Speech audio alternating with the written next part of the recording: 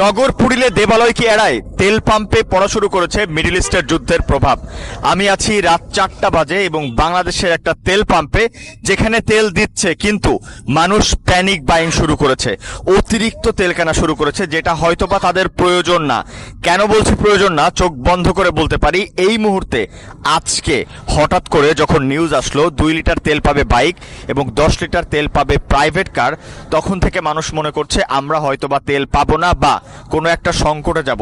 আমি যদি সিম্পল প্রশ্ন করতে চাই, ধরে নেন যুদ্ধের কারণে যেহেতু মিডল ইস্টে অনেক প্রবাসী ভাই আছে, তারা রেমিটেন্স ঠিক মতো পাঠাতে পারবে না, ডলারের দাম বাড়তে পারে, অথবা তেলের যে মজুদ আছে এই মজুদ কোনো কারণে কমতে পারে।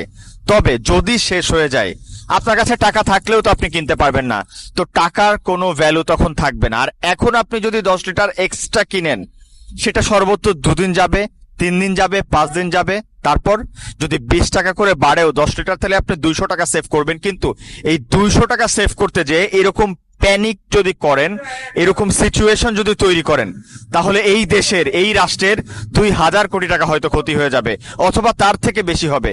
তাই সংকটটা নিজেরা না তৈরি করি, আমি পাবো না বা শেষ হয়ে যেতে পারে তেল, এই জন্য আমি কিনবো, এই ধারণা থেকে যদি তেল কেনা শুরু করি, তাহলে সত্যিই শেষ হয়ে যাবে।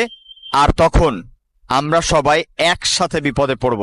যদি বিপদ আসে, ইনশাল্লাহ হয়তোবা বিপদ থেকে আল্লাহ উদ্ধার করবে, কিন্তু এই প্যানিক করে নিজেরা যদি জোর করে বিপদটা টেনে আনি, তাহলে এখন থেকে ধরে নেন বিপদ শুরু হয়ে গিয়েছে। আমার পিছনে দেখতে পাচ্ছেন তেল পাম্পগুলো তেল দিচ্ছে, 2 লিটার করে তেল দিচ্ছে, 10 লিটার করে তেল দিচ্ছে এবং তারা তেল দেওয়া অব্যাহত রাখছে। কিন্তু এই অতিরিক্ত চাহিদার কারণে হয়তোবা পাম্পের তেল শেষ হয়ে যাবে, তখন তাকে আবার তেল আনতে হবে, হয়তোবা মাঝখানে 2-1টা পাম্প তেল দেওয়া বন্ধ করে দিবে। তাই বলে যদি আমরা সবাই এখন এক সুরে বলি তেল শেষ, তাহলে দেখবেন তেল শেষ হওয়ার আগে আমরা শেষ। তাই পরিশেষে একটাই কথা বলতে চাই, প্যানিক না করে মাথাটা ঠান্ডা রেখে সৃষ্টিকর্তার উপর ভরসা রেখে স্বাভাবিক যেই তেলটা আপনার প্রতিদিন লাগতো সেটা ক্রয় করুন এবং অন্যকে একটু স্বস্তি দিন। ধন্যবাদ।